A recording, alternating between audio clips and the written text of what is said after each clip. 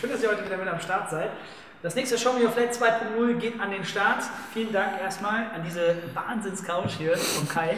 Ja, ein gutes altes Schmuckstück, also muss man sagen. Ist noch in altmodischem, wie nennt man die, federspiralförmigen Couch-System gefedert.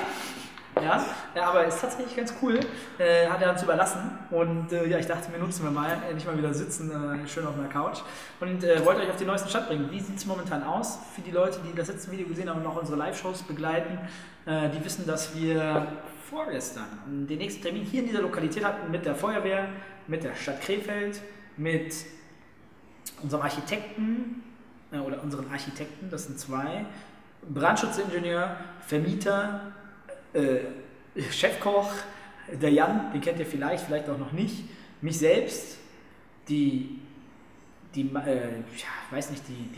Freundin vom Vermieter, also ganz viele Menschen waren hier, haben darüber diskutiert, wie es denn hier weitergehen kann. Letztes Mal war der Stand, glaube ich, so, ich hoffe, ich kriege das wieder alles zusammen, dass wir bei der Stadt waren und eine Option hatten für einen Notausgang. Ja, weil der alte ja hier so nicht mehr gültig ist und man findet dazu auch irgendwie keine Unterlagen beim Vermieter, die irgendwie das irgendwie untermauern könnten, dass das jetzt wirklich noch nutzbar ist und unter Bestand fällt.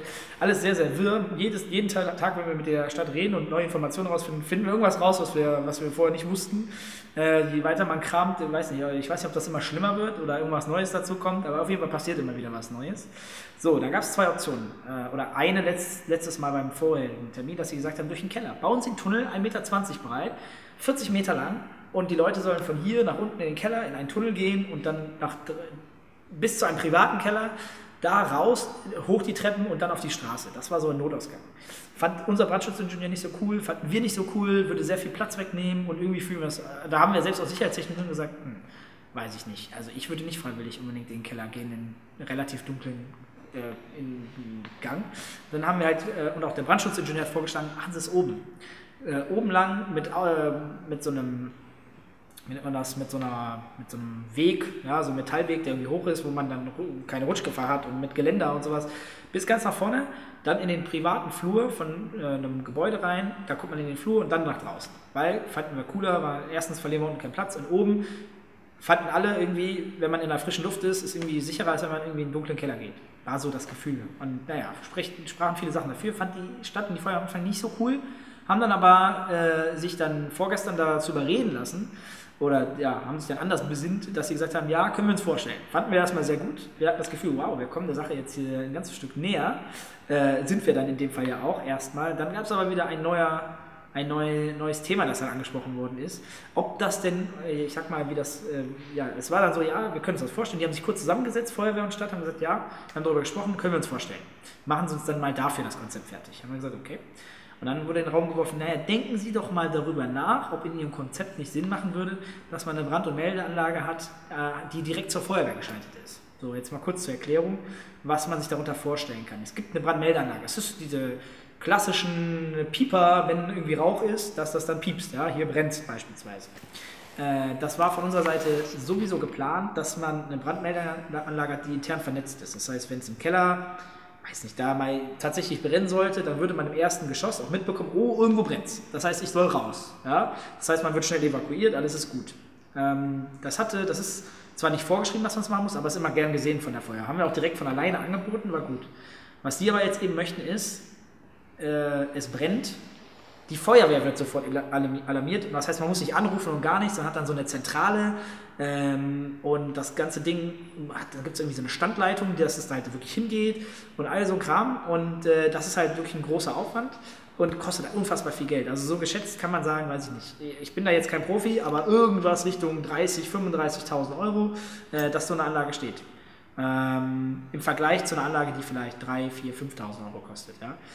Selbst die haben halt noch nicht mal so viele kleinere Unternehmen, ja? Nicht größere haben. Also wo man sowas hat, wie mit der Feuerwehr zugeschaltet, sind sowas wie ein Bauhaus, ein Krankenhaus, Kindergarten, also so größere Städten, wo halt auch, ja, weiß ich nicht, einfach eine höhere Wahrscheinlichkeit wahrscheinlich auch zum Brand ist.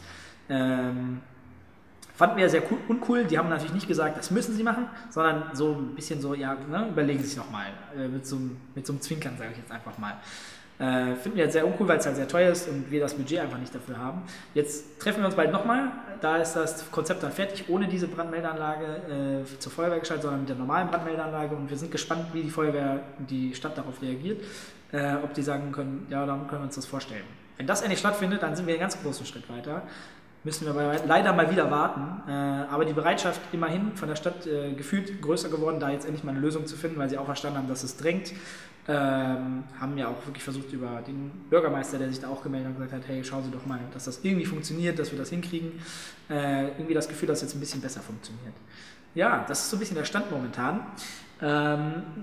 Also es ist wahnsinnig, um vielleicht dann mal über ein paar positive Sachen zu sprechen. Also wir hoffen natürlich, also der Termin wird wahrscheinlich nächste Woche sein. Das Konzept wird jetzt Ende dieser Woche, morgen oder Montag fertig vom Brandschutzingenieur und wird dann sofort einen Termin geben mit der Stadt, die halt eben auch bereitwillig gesagt haben, jo, wir sind bereit, einen schnellen Termin zu finden, damit das endlich vorwärts geht. Aber was ich mal Positives sagen möchte, in dem Fall, es ist wahnsinnig, wie viele Leute sich bei uns gemeldet haben, die uns helfen möchten. Also es gibt eine Skype-Helfergruppe bei uns mittlerweile von 40 Leuten oder so, die jegliche Jobs haben. Von ich kann einfach nur tragen bis hin zu ich bin, weiß ich nicht, Atomwissenschaftler und ich habe Raketen gebaut, also wirklich alles mit dabei. Vielen, vielen Dank für die Leute, die informiere ich natürlich auch immer mit als erstes, dass sie wissen, hey, wenn es wieder weitergeht, wenn ihr helfen möchtet, seid ihr mit am Start.